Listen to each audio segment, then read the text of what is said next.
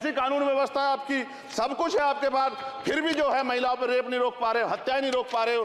सुनो भाई, मैंने ध्यान से आपको सुना है, सुनिए जरा। No don't please. जिस दिन अम्बेडकरवादी गुस्सा हो जाएगा वो फिर इस सरकार को जो 24 में आ गई है वो आने वाले चुनाव में ऐसा सबक सिखाएगा कि दोबारा पलट के नहीं देख पाओगे। तो मैं मेरे दाएं तरफ जो साथी बैठे उनको बुरा लगेगा, कर्नाटक में 14,732 करोड़ रुपए इन्होंने दूसरी योजना में लगा दिए और मध्य प्रदेश में आपने 95 करोड़ रुपए जो है दूसरे बजट में लगा दिए। हमारा जो मिलता है उसको तो मत छीनो भाई। एमएसपी की लीगल गारंटी कोई बात नहीं हुई है। किसानों को जो 6,000 रुपए मिलते हैं उसको बढ़ा के 12,000 रुपए करना चाहिए और फसल बीमा जो है उसका सारा प्रीमियम सरकार भरे, किसानों पर बोझ ना लगे। रिजर्वेशन प्रमोशन में लागू नहीं किया गया, पुरानी पेंशन को बहाल नहीं किया गया, इस पर चर्चा नहीं हुई। देश में मनरेगा समय न्यूनतम मजदूरी की दर 700 रुपए होनी चाहिए। समान काम समान वेतन पॉलिसी लागू होनी चाहिए। जो रसोई की चिंता करते हुए 500 रुपए प्रति सिलेंडर से ज्यादा के दाम नहीं होने चाहिए, जो महिलाओं को राहत मिल सके। बिजली के दामों में भी कमी होनी चाहिए। बेरोजगार युवाओं को 5,000 रुपए भत्ता मिलना चाहिए, जो बेरोजगार युवा जो है अपनी पढ़ाई या अपना खर्चा उठा सके। मैं अपने क्षेत्र के विषय में महोदय आपसे कहना चाहता हूं कि पश्चिम यूपी में नगीना में एक एम्स बनना चाहिए, एक IIT बननी चाहिए, एक IIM बनना चाहिए। नगीना लोकसभा में उद्योग धंधे लगने चाहिए। नगीना की कताई मिल जो है उसको पुनः शुरू कराना चाहिए। RRTC जो योजना है सरकार की उसको मेरठ से आगे बढ़ाकर मुजफ्फरनगर, सहारनपुर से नजीबाबाद नगीना होते हुए उसको नगीना तक ले जाना चाहिए। साथ साथ नजीबाबाद से मुंबई के लिए एक ट्रेन चलनी चाहिए और नगीना, श्योरा, किरतपुर में रेलवे के ओवरब्रिज बनने चाहिए।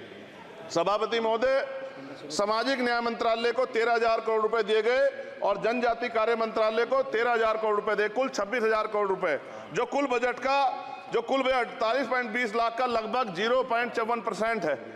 जबकि हमारी संख्या 25% से ज्यादा SC ST की और बहुजन समाज की मिलाओगे तो 85% से ज्यादा है।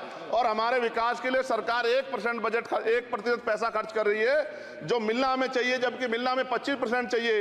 ये ऊंट के मुंह में जीरा के समान है, कहावत हमने बहुत दिन सुनी थी। पिछले लंबे समय से हमारे साथ धोखा हो रहा है, लेकिन अब ये नहीं चलेगा। चंद लोगों की तराजू से देश के संसाधन नहीं बटेंगे। इस देश का बहुजन समाज बर्दाश्त नहीं करेगा। संसाधन का बंटवारा संख्या के आधार पे होगा।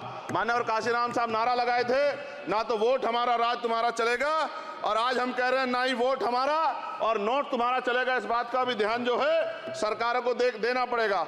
आपके माध्यम से सरकार से मेरी एक मांग है, सरकार इस योजना का लाभ भी अपने आप ले ले, सरह भी ले ले कि 1 लाख रुपए सालाना बहुजन समाज के अत्यंत गरीब परिवारों को दे। 10 लाख करोड़ रुपए खर्च होंगे, लेकिन इस 1 लाख रुपए की योजना से एक झटके से एक परिवार गरीबी की रेखा से ऊपर आएगा और इनके बच्चों को कुपोषण खत्म होगा, अच्छी शिक्षा मिलेगी, महिलाओं को सम्मानजनक जीवन मिलेगा और इससे वास्तव में सबका साथ सबका विकास का नारा सार्थक होगा। अगर प्रश्न ये होगा कहां से आएगा, तो उसका जवाब ये है कि जब अमीरों का 16 लाख करोड़ रुपए माफ हो सकता है, कॉर्पोरेट टैक्स का घटाकर लाखों करोड़ रुपए का चूना सरकारी खजाने को लगाया जा सकता है, पेट्रोल डीजल के दाम 10 गुना एक्साइज ड्यूटी बढ़ाई जा सकती है, तो गरीबों को सरकार पैसा क्यों नहीं दे सकती। महोदय, समय आ गया है, अब निजी क्षेत्रों में आरक्षण की व्यवस्था होनी चाहिए।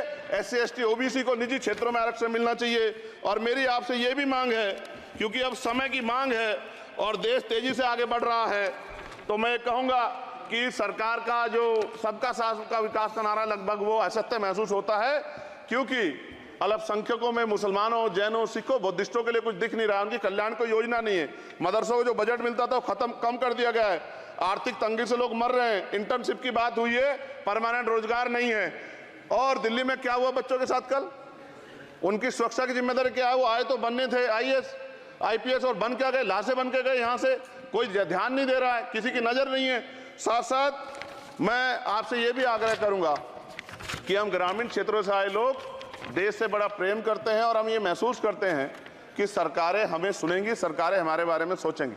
लेकिन ऐसा महसूस हो जाता है आज़ादी के 75 साल बाद, और जिसको अमृत काल कहा जा रहा है, आज भी SC ST OBC के लोगों पर अत्याचार हो रहा है। अभी 2 दिन पहले गोली से उड़ा दिया गया गाजियाबाद में और राजस्थान में गर्दन काट दी गई। ये घटनाएं देख के डर लगता है, घर से निकलते हुए भी कि आने घर वापस लौटेंगे नहीं लौटेंगे। तो मेरा सरकार से आग्रह है, अगर आज़ादी के 75 साल बाद भी हमारी हत्या हो रही है, तो हमारी मां को भी दर्द हुआ होगा जब उसने हमें पैदा किया हो।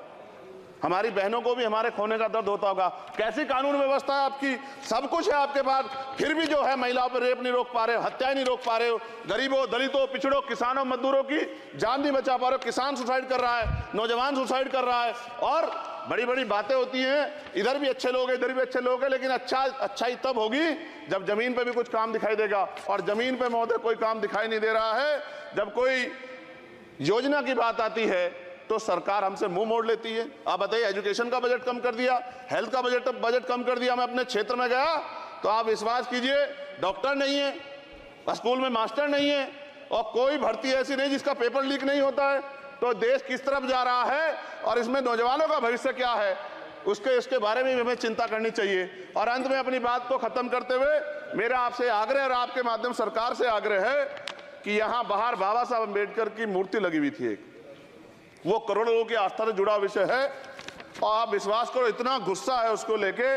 मेरी आपके माध्यम से, मैं हाथ जोड़ता नहीं हूं, लेकिन मैं हाथ जोड़ के आपसे आग्रह कर रहा हूं कि प्रधानमंत्री जी, सरकार से हमारी आग्रह कि वो अम्बेडकरवादियों के सम्मान का ध्यान रखते हुए, उनके जो है दिल की पीड़ा को समझते हुए, उनके दर्द का ध्यान रखते हुए उस मूर्ति को पुनः स्थापित करा दीजिए।